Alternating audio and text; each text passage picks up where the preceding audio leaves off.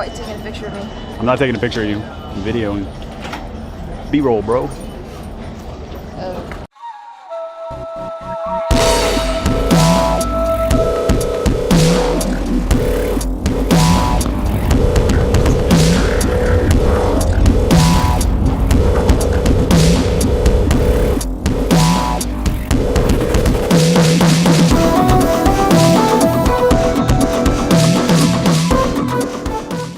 Hey everybody, and welcome to another episode of the Tacoma Cyclist. This is the Tacoma Cyclist, and in frame right now, well, that's the Boogeyman. We are going to be taking a look today at our team spring training camp. You'll see some folks here from our team. We actually flew down from rather snow-filled Seattle down to, strangely, an ice-filled Malibu. A lot of the wet you're seeing on the road in the video right here is in fact ice. As we got there, we actually had any of those shadow areas. We had some ice on the roads in LA County. So, wow, definitely an interesting experience. Any case, we had 5 guys head down for our team spring training camp to get ready. We've done some spring training camps before. This is a new one to us. So what we did here is head out to Malibu, stayed in Airbnb in Thousand Oaks there, and went out for some hills. And ideally we went out for good weather and sunshine and warmth. We didn't have those things. We had some sunshine. We didn't have great weather.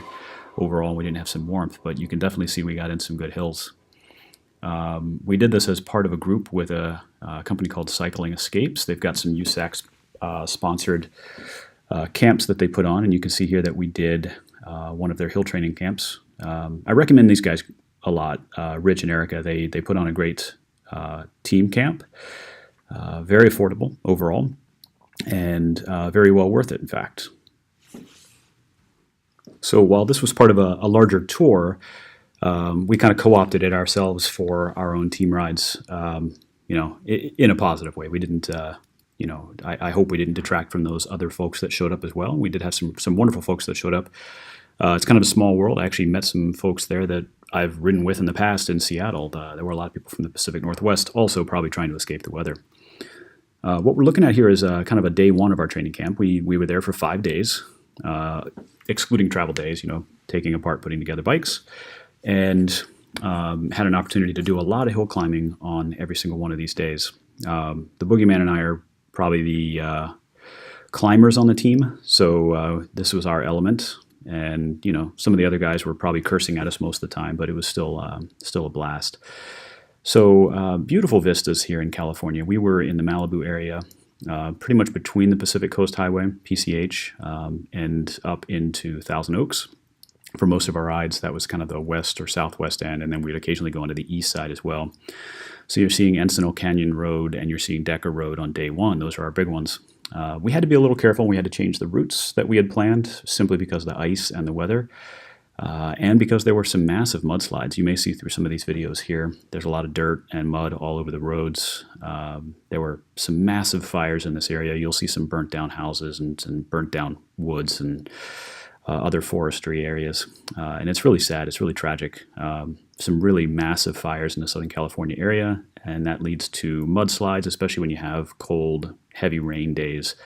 There's just nothing to hold on to that. So we had to alter our routes a little bit to account for that. And again, this is where bringing somebody like Cycling Escapes or Erica and Rich to the table helps out. We would get to a place and they would say, "Yep, this section is not passable, but to get in the same kind of ride today, we're going to do this instead." And we went with the kind of went with the plan for the day, and sometimes that changed somewhat unexpectedly, but they were always on it. They were always ready to go. So it's a great opportunity. Again, I can't recommend these guys enough. If you get the opportunity to ride with them, they provide excellent services, and we had great support at all of our stops as well, including lots of free food. Well, we paid for it, but lots of great food. How about that? So as I mentioned, on day one, we were focused on Encino Canyon Road and Decker Road. We had hoped to do some descending on Decker. It's a great road for that. But because of the fact that it was a little icy and it had some shadowy areas, we chose not to do that. We chose to climb it instead, and we descended Encino Canyon Road. So we did a descent down Encino, back up Encinal, back down Encinal, and then ultimately back up Decker. Now what you just saw there, you're seeing some cars pass us. It's relatively quiet in these areas. There weren't a whole lot of cars to deal with, although you may be seeing quite a few right now. I will say for the most part, and I can't tell you how appreciative I am of this, but for the most part, California drivers were very aware of cyclists while we were there. They were courteous. They passed us safely. One of my pet peeves is, as you're bombing a descent and you see a car coming up to the side of the road, a lot of times they'll jump out in front of you thinking, oh, that bike's only going 5 miles an hour. You may be going 40, and you have to jam on your brakes to keep from, dying. We rode over 300 miles in California while we were there for those 5 days. And at no point did we even have that experience. If we were approaching a car on the side of the road, coming from the side, they recognized us, they saw us, they waited for us to pass. I may capture it here in this video. I think we had one douchebag that close passed us. And then we had one douchebag who was a California Highway Patrol officer who decided to pull up behind us and blare their siren at us and tell us to move over, even though we weren't taking up the whole road. But in 300 miles over 5 days to have two douchebags, that's pretty good odds. So thank you very much to the people of Southern California for being really some pretty decent people. Thank you. So day 2 of our ride was our big day, 82 miles, just shy of 10,000 feet of climbing. And we had intended it to be our big day on Thursday. We were going to warm up and move up to having our big days be Thursday. But weather was starting to move in, and we recognized that. So we instead focused on Tuesday being the big day. Headed back down southeast here, but this time went kind of on the north end of the mountains instead of on the southern end. Got in some really awesome climbs here. So we got Stunt Road. There are a couple others that are in this area that were phenomenal. Piuma Canyon Road. Great opportunity to just go up and down, and really have fun bombing the descents, and then climbing right back up to the top again. And every single day we kind of started and stopped directly from our hotel or our Airbnb, and we were able to ride to the start location and then ride out from there. So that gave us an extra 15 miles or so of flat-ish, 500 feet of climbing roads each day. Now what you're looking at here is a portion of Piuma climb, which is actually the KOM holder on this Go Figure, is Phil Guyman. We didn't do it quite as quick as he did. I think that's to be expected. We're doing a lot of climbing throughout the various days, and we didn't know how we wanted to do that, how we wanted to pace ourselves. We actually had the opportunity to do this climb twice. We got much better at it the second time just because we knew about the climb. But interestingly, the second time we went to do this, we did it this day, which was Tuesday, and then we did it again on Friday. But on Friday, there was actually quite a bit of mudslide damage to this road. So what looks like a nice, clear, open, sunny road right now, actually on Friday was covered in dirt, mud, sand, and all that stuff got into our bottom brackets and our chain. So really did a little bit of damage to the bikes. But overall, still a great opportunity. And then we averaged about 5 watts per kilogram up this climb on the second time that we did it on Friday, since we kind of knew how to pace it a little bit better. And it was at the end of a long day on Friday too, so no complaints there. But what an absolutely beautiful road. Piuma Canyon Road, amazing, leads into some amazing descents that take you right down to the waterfront. Just an awesome place. Another shout out to some California folks here are the road crews. There were a lot of road crews out doing a lot of work, and they really looked out for cyclists. They oftentimes, as we would ride by them, they would wish us well, tell us have a great ride. If they saw us coming, they would stop traffic for us. So again, just huge shout out to the people of Southern California. What an awesome experience. Moving into day 3, again, we were watching the weather very carefully. The weather was very strange in Southern California this week. It was very cold, very wet. Hence the name of the ride there. And actually, I'm going to tell you a little bit about that third overall trophy I got there. That's kind of funny. But we were watching the weather very carefully, and we had to be very conscientious about active mudslides that were taking place. So we altered the route a little bit on Wednesday, again, at the suggestion of Rich and Erica, and they came up with some good alternatives. Still got some great climbing in, but maybe not as much as we had hoped. But a good mid-level day. It was upper 30s, lower 40s. It was cold. It was wet. But it was still a great ride overall.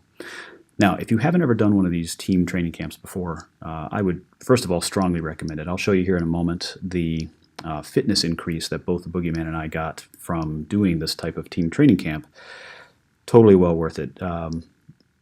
We focus so much in training on doing 1 or 2 hard days followed by a rest day, 1 or 2 hard days followed by a rest day, or maybe a couple hard days of rest day and then some base miles on the weekend or whatever.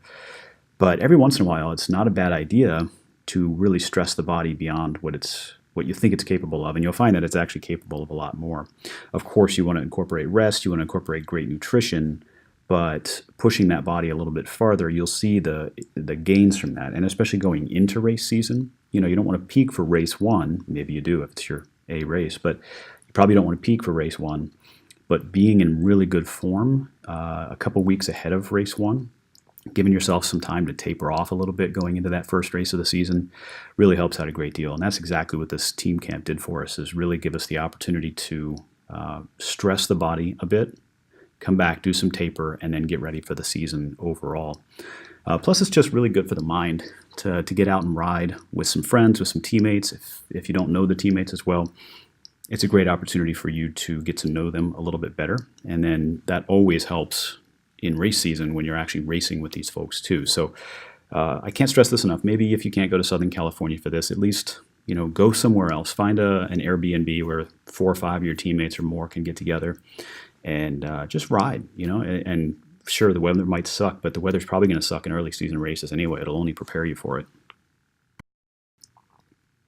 So we're looking at some more footage here as the weather started to kind of roll in and get not great. I think this is from either, if it's not from day 5, it's from late in day 3 when the rain started coming down a little bit. It doesn't really look like it's starting to rain yet, but it has throughout the day, and then it dries up and then it rains again. So you can see some smudges on the front of the lens there.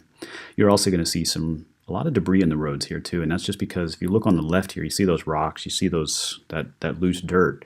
As the rain would fall and as the wind would blow, and we were having 25, 30 mile an hour winds at some points here, that dirt, those rocks, that mud would just fall right into the road. And sometimes we'd see rocks in the road as big as small Volkswagens or even big Volkswagens. So that's something to be careful of for sure. I'll show you the profile here for day 3 and day 5. There is no day 4, and that's because it rained pretty badly on day 4. We had some folks that went out anyway. I wasn't going to tempt fate. And besides, honestly, having a little bit of rest, you can see some of that debris there. Doesn't look like much, but it's pretty sandy and it's really loose. So as you're coming down a descent and hit something like that, it's not too fun. So, but anyway, had some folks go out on day 4. The Boogeyman and I did not go out on day 4. We went instead up to Griffiths Park and we walked around, had the opportunity to check out the Hollywood sign and go to the observatory, do the planetarium, all a blast. So we played tourists for that day. In any case, what we're looking at here is really cool area through Mulholland. Most of Mulholland was actually closed while we were there, and that's just because it was covered under mud. This section of Mulholland, pretty wide open section, doesn't normally have this kind of traffic on it, but true to LA form, there was a major accident on the freeway, so we had a lot of people taking this road instead. You normally wouldn't see cars like this on Mulholland. You'd see one every few minutes at most, but certainly not back to back to back. So here's that day 5 profile. Again, this was up in Payuma, a real blast. We got to do that again. It was a little bit wet, a little bit nasty out, so we didn't do any crazy descents. And actually, there were some pretty gnarly boulders on the road in down Stunt Road, which is the descent after Payuma, and didn't really get an opportunity to do the fun bombing of descents. When we were there earlier in the week, we saw some pros that were doing the bombing, and they were hitting 55, 60 miles an hour in some of the descent areas. We were crazy, but not quite that crazy. We would do 45 to 50, but they just blew right past us like we were standing still. Still a great opportunity, though, to just have some fun practicing descents on some really smooth, awesome roads. So again, as I mentioned, it doesn't look like it was a very wet, rainy time, and that's mostly probably because I really only turned the GoPro on when it wasn't raining. But you can tell by what kind of looks like explosive diarrhea on the rider on my left here that there was definitely a lot of moisture on the road and a bit of mud. The bikes came back muddy as hell every single day, so we had to wash those off every single day. It was that sandy kind of gross mud, and there were places with lots of standing water. Not like what we just saw, but sometimes as much as several inches deep of standing water. So I really feel sorry for the people of Southern California. They went through a lot this winter with their fires, and then this later winter, early spring with their flooding. Now let me tell you a little bit about that trophy that we earned. A few of us earned a trophy each day we were there, and that's because the Airbnb that we stayed in backed up to a little park, and somebody decided to make a lap in the park a segment on Strava, a very short segment, and they call it crit practice lap. Now let me tell you, if somebody practiced a crit on that park, on that lap, well, God help them. It's a very short segment. It's a very short piece of pavement. It's only wide enough for a person to walk on, and there's some turns on it. So I don't know how they decided to make it a Strava segment, but it just turns out that every single time we'd hit it, we'd wind up trophying on it, because apparently they didn't practice crits very well, or they're very slow at crits.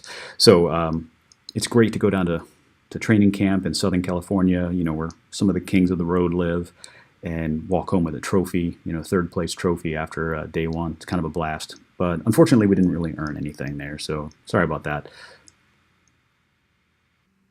I'm going to leave you here with some great images, some great video of what we really got to see. This is at the top of Stunt Road. This is a great place, actually.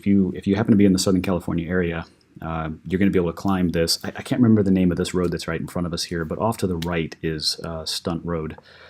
And we're overlooking Stunt Road here.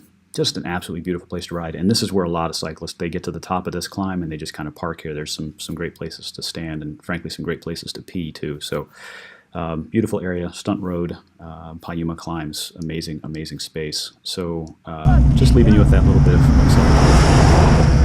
Hey, that was real close. Good thing I got that guy on video. The start of our season. Again, if you get an opportunity to do something like this, do it. I've done spring training camps for the past couple years. They've always done a good job of preparing me. This one was a lot harder than most, and frankly, I feel way more prepared for the season than I have in most years leading up to this. So, like I said, if you get the opportunity, go do it. In the meantime, come back here for videos every once in a while. I'll try to keep posting them as often as we can. As we get into race season, I should have some more race breakdown videos. I do have a couple reviews coming up, so stay tuned for those. And yeah, just keep an eye out for videos. If you like the video, give us a thumbs up. If you don't like it, I pity you for sticking around this long to watch a video you didn't like. That was stupid. Otherwise, feel free to share this. Subscribe. We love subscribers, so feel free to subscribe, and we will catch you in the next video. Thanks.